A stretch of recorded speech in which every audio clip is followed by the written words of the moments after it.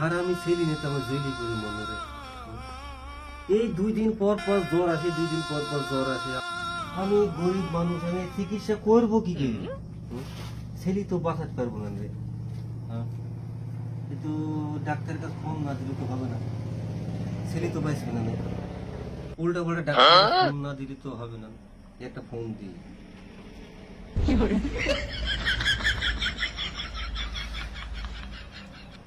Hello,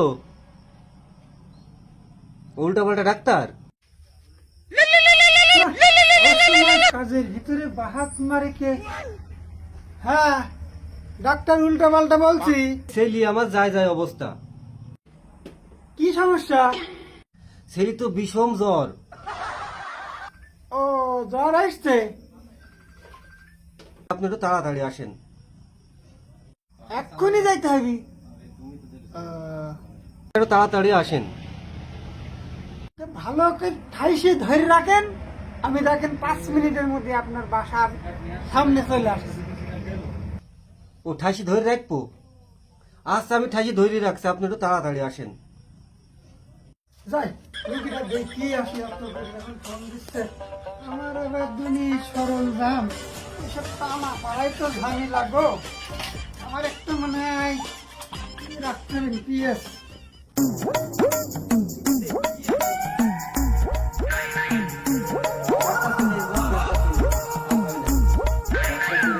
doctor চলে এখন ঠিক হয়ে যাবে। ডাক্তার সাহেব দেখেন, আমার আবার মেলা রকম ঝামেলা গো। তুমি এই মধ্যে ফোন দিলা, কল কবজা নিয়ে আসতে হয়েছে। এইসব তো আবার যায় যায় অবস্থা। কি করি গো, আমার আর চিকিৎসা দিতে আমি চিকিৎসার রোগী হয়ে যাব নাকি? যায় যায় অবস্থা হয়ে গেল ডাক্তার সাহেব।